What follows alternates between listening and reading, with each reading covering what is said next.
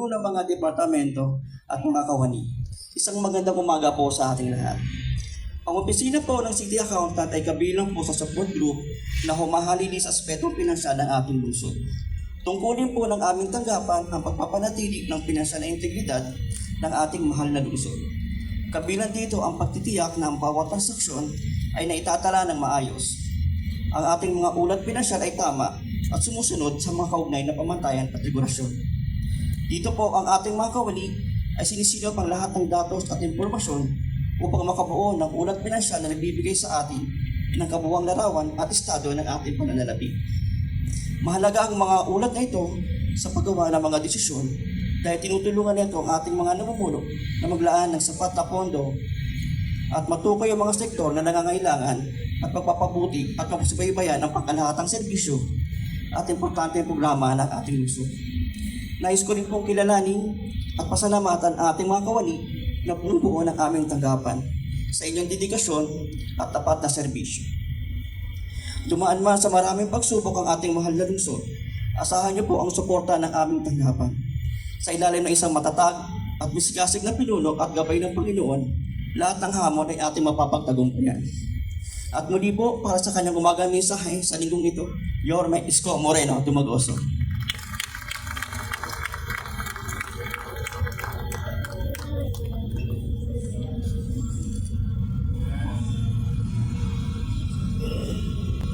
Maraming salamat sa ating pong City Accountant. Jonathan, thank you at 10 ng iyong mga kasamahan. Anong tawag? Pagtatasa? Gusto ko nga ipatasa yun eh. Galing ko sana kay Tambunting. But sa ating mga kasamahan naglilingkod sa bayan sa lungsod ng Maynila, ang City Accountant po ay nadadalas lately simula noong July 1 na totoo po yung sinabi ni Jonathan pag nagbabalansi kami at lalo na pina-prioritize natin yung katatayuan ninyo. Mauna muna sa loob ng bahay bago sa kapitbahay. Yan po ang lagi naming kausap. At yan din po ay for the past so many months kasama rin namin at katulong namin partikular na nagpapadala ng salapi o financial assistance sa bansang India, Philippine Heart Center at iba't ibang bahagi pang ospital sa bansa at mundo. Dala ng yung mga natatransplant na bata. Yan po lagi ang sila Jonathan at ang City Accounting dumadaan sa kanilang dokumento at doon ako nagpapahanap ng pwedeng maitulong. Yung pera kasi pag transplant medyo madugo. 1.7, 2.5, minsan 3 million. Sabi ko lagi sa kanila, pag may pera tayo sobra, huwag nyo intindihin yung presyo. Ang intindihin nyo pag nabuhay yung tao. Because you cannot give enough value o pera o pantapat sa pera, may kumpara sa pera, ang buhay na maaari nating maligtas. Kaya palakpakan natin sila Jonathan at 10 ng mga taga-City Accounting. Maraming salamat sa inyo at marami po tayong bisita ngayon at maganda naman ng weather. Giniginaw ba kayo? Yes. Bigyan ng jacket yan. Ang ating pong nakasama sa pagsasaliksik, pakikipag-ugnayan sa bansang Singapore at sa mga eskwelahan. ITE, Republic Polytechnic and National University of Singapore and so on and so forth, no? Ito ay nakasama natin dala ng pag-aaral in the near future that we today, if we can create a playbook for the next generation on and with regard to food security in a highly urbanized setting like the city of Manila. Because as you all know, a lot of country was driven to address such problem because of the pandemic. Marami ngayon, nung mga panahon na yun, halted yung food supply sa mundo. But other countries and individuals are already doing. And in fact, the 2050 goal of Singapore is to raise it by 200% of their food production, sapagkat 90% ng kanilang produkto o kinakain araw-araw is or are imported. Only 10% that they produce within their country. And that's very dangerous. They felt it during the pandemic. So that's why the urban farming and food security program in a highly urbanized setting like the city of Manila is in-engage nila. And they are hoping that they can produce 30% by 2050. Ganun na sila kalayo. 2050, di 25 years from now, more or less. They're doing it for the next generation. So, on top of that, the open green space in the city of Manila. We've been creating, reclaiming, building more greeneries for more fresh air sa ating lungsod again and again for the next generation. It may not be on our time, at least maramdaman natin ng kaunti, but your children, your grandson and granddaughters will benefit from it here in the city of Manila. Nandito po ang ating Direktor, Dr. Gerald Glenn Panganiban ng BPI. Huwag po kayo magkamali hindi po bangko yun. Bureau of Plants and Industry. At 10 ng kanyang mga kasama, Paulo Angelo B. Nicomeds, Carl Vincent Gapasin, Eliza Nicole Dotimas, Lolene Eugenio, Clement Preston III, Miss Krista Rancapero, Mr. Aris Apina. Palakpakan natin ang BPI. I spoke with Secretary, I think 4 nights ago when we arrived. Sabi ko, ako maganda yung pag-aaral natin. So now, having said that again, they are going to donate bamboo trees in the city of Manila. Meron tayo isang gagawin, panubok na gawain on how to cushion, not to solve, the flood water. Same in a highly urbanized setting like Manila. And I remember it vividly when there was a problem with Yangtze River in China in the past dahil nag-erode yung lupa and they utilize bamboo. At yan napagalaman din doon na yung bamboo ay malakas humigop, lumaklak ng tubig. And hopefully, with our situation, within our means and ways, to put so many bamboos, to produce more clean air and hopefully the flood water in our streets. Ulitin ko dito tayo, it will not solve flooding.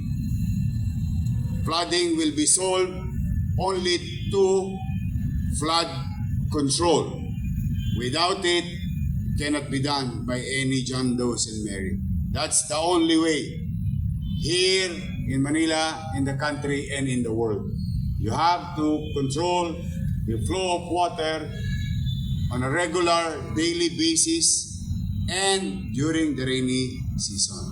But there are measures which we are going to venture in as much as we can.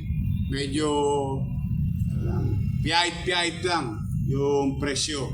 Tapos ngayon may tiway pa ako.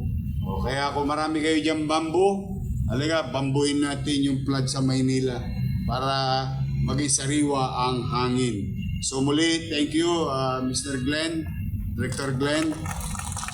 Kapitbahay natin to sa Manila, sa UN.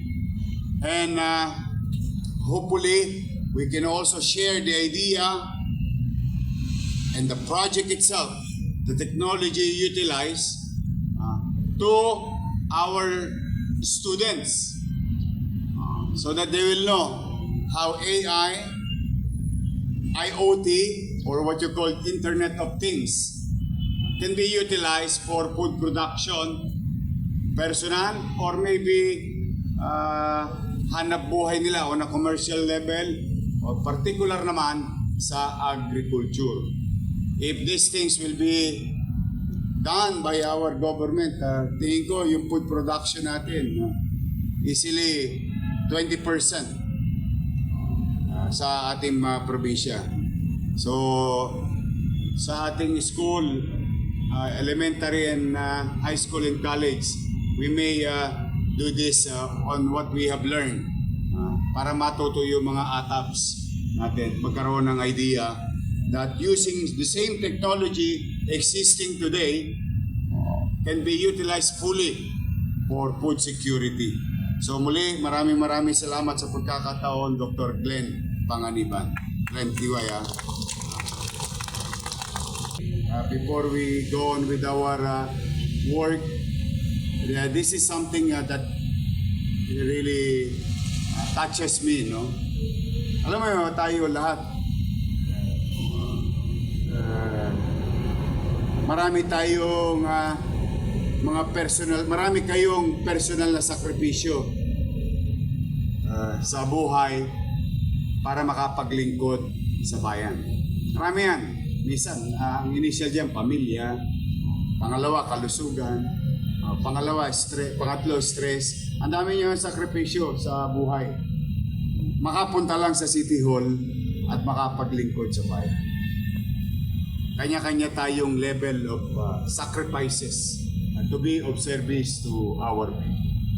Pero ang pinakamahirap na sakripisyo ay isakripisyo mo at ipawalang bahala mo yung buhay mo.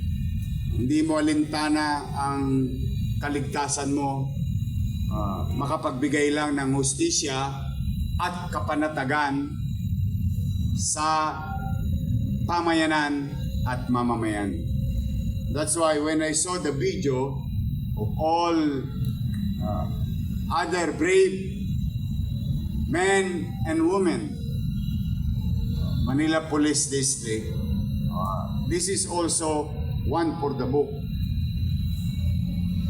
Sabi ko sa kanya, nakita kami nung Sabado, ano naman, pasensya na kayo sa ibang empleyado pag nagpapatrabaho ko kayo ng Sabado. We had a command conference, and I would like to inform and share to each and every one of you here and to the people of Manila and to those who will come in and out of Manila during nighttime and daytime. Our crime rate declined by double digit in 2025 December. At negative 13%. So ulitin ko, no? Kung maalala ninyo, bago magpasko, naglathala ako sa inyo ng impormasyon at datos. Our crime solution rate rose to 9% in the third quarter. While we are solving crimes, naging andap ngayon yung mga Tulongges. Dahil mukhang nakaramdam na sila muli ng gobyerno sa Maynila. And remember, these criminals would wish to get your cellphone or gawin kayong prutas o pitasan ng inyong tingat leg. And this Tulongges, because of what is happening, the policy of the city is kunin, papanagutin, at kung kakayanin, ay maaktuhan. Kasi yun yung pinakamahirap na part, yung maaktuhan. But kung nakatakas, o kung halimbawa naman Pasko sa kanya, doon sa Tulongges o doon sa kriminal, sinwerte siya. We make sure that your city government and MPD will go after them. And no matter what time, whether immediate, the following day, 1 week, 2 years, or 3 years, it doesn't matter to me. But we will apprehend them. So, with that policy, ay bumagsak ng 13% ang crime incident involving properties and harm to individuals. Dahil sa mga katulad nito, ay tingnan ninyo, madaling araw, peligro de ora, ganito weather, tingnan nyo mga itsura nyo, alas 6 na, ganito weather, parang inaantok kayo. Mano pa kaya, pag peligro de ora, madaling araw, ang sarap matulog, ano? Naka-duty ka, alaw sa man nangyayari. But there was an incident in Tondo, yung dalawang kriminal, siguro may umupa sa kanila, riding in tandem.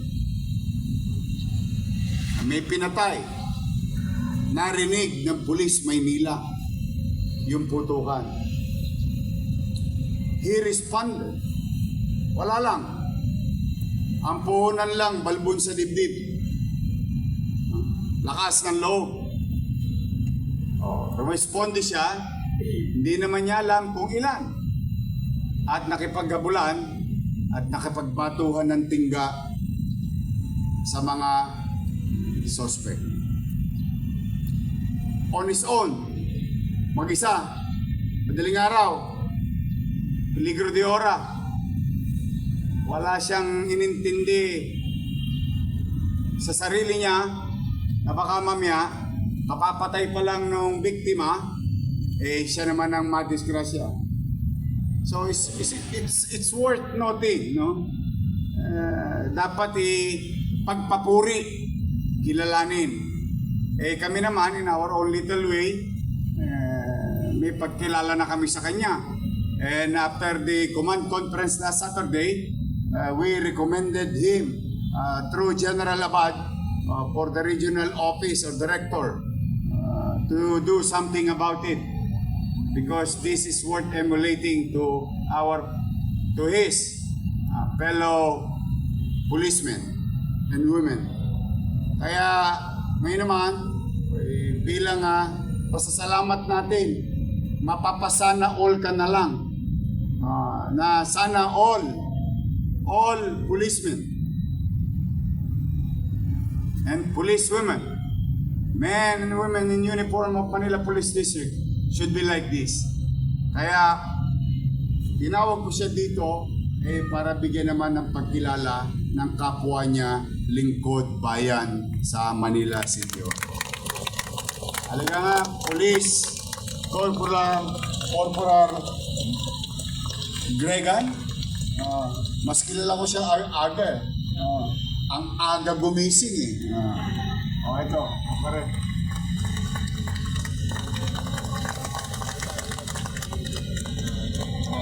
Ito, wala naman tosgas, di ba? Pwede ba palakpakan natin ng pinakamalakas yung palakpak?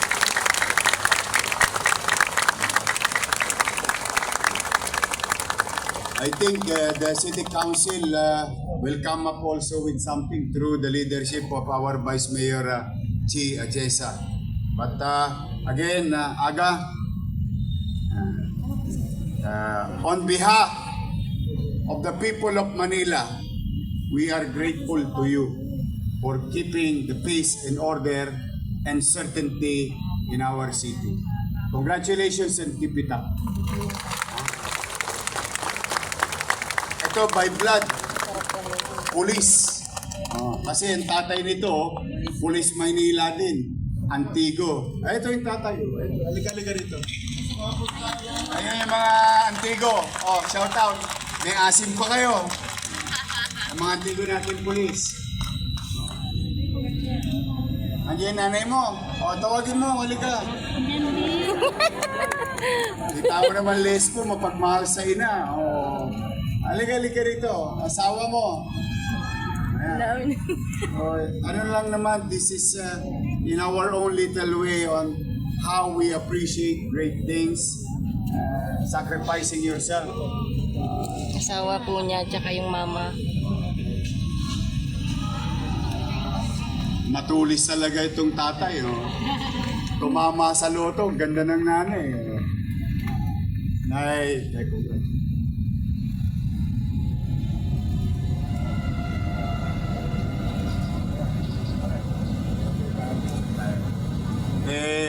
mangyari ba? Sana nga at magtuloy-tuloy lang. Sa mga kriminal, isa kulataan pa lang, argabyado na sila rito.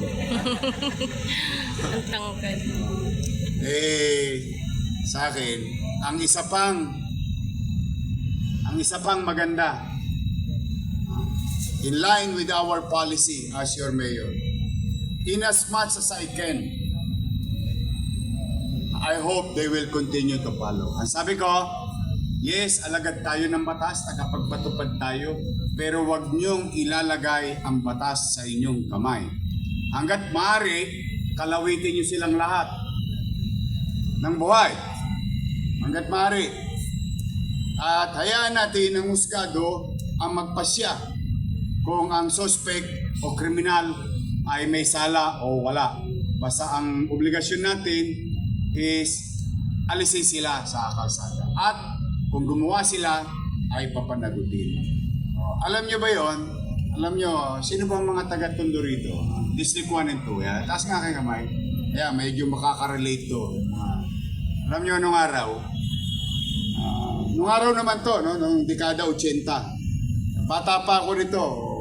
Nagpapalmot punching pa ako nito. Kaya ko ito yung nasasabi kasi napapanood na lang namin to bigla. Yung gano'ng sitwasyon, madaling araw, naisahan, plakda. Ang normal nun nung araw, mababarnisan pa yun eh. Alam niyo yung barnis? Finishing.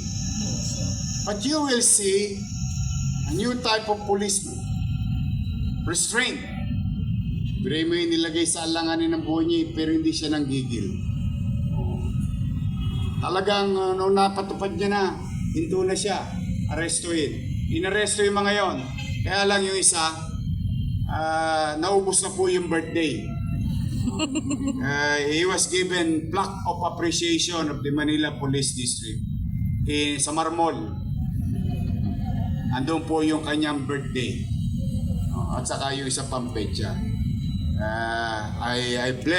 God bless his soul. I don't want to say he deserved it, but the people, the victim deserves justice. The people of Manila deserves peace or kapanatagan sa buhay. Kaya sa inyo po, muli, ito ang nanay, napalaki ng gusto at maayos ang kanyang anak. Yung tatay, dating lesbo rin ng Maynila. Malamang to, naituro yung kabutihang maglingkod sa kapwa. Tapos aga, mukhang tumama ka sa loto Jumakpat ka sa asawa. Nandyan nga rin pala yung ano ko, ex-girlfriend ko. Nasaan na ba yung ex-girlfriend ko? Yari ka. Kala sa gedli-gedli.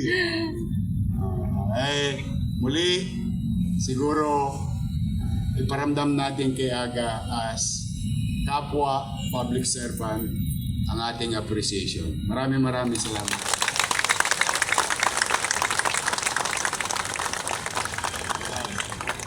Papapicture tayo, wag muna kay Alice, tapos na ako. Mga kapwa ko, naglilingkod sa bayan. Oh, Jess, pagod ka. Gumagwapo ka, Jess. May asawa ka na ba, Jess? Binata? Huli ka na sa biyahe.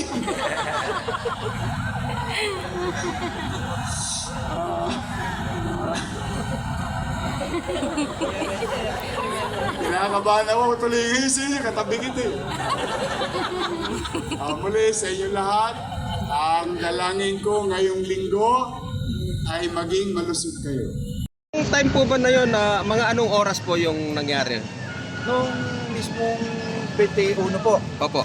Anong mga bandang alas 2 ng madaling araw po nangyari. Duty po kayo? Opo, naka-on duty po ako. Paano nyo pong napansin na mayroon pong nangyayaring krimen doon sa lugar? Nakarinig po ako ng sunod-sunod na putukan hanggang sa ako po makalabas ng bahay. At nasaksihan ko po na pinutukan pa po nila huling putok po sa suspect sa ulo. So nung time po na yun na nakaresponde po kayo agad, at saan nyo po natamaan yung mga suspect? Bali, ang nangyari po sir, nagpakilala po ako sa kanila, sumigaw po ako ng pulis sa itigil niya. At sa kabila po ng pagpapakilala ko po sa kanila para po sila huminto. Pinaputokan po ako ng gunman.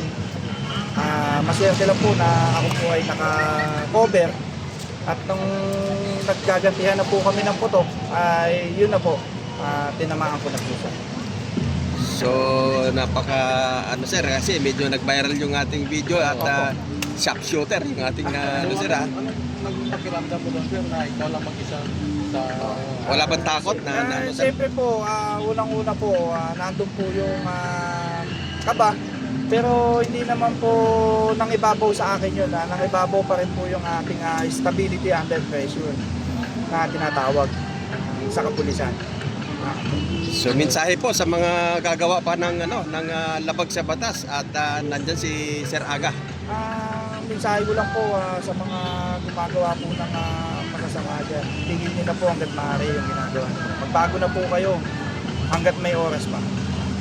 Maraming salamat sa serbisyo, sir.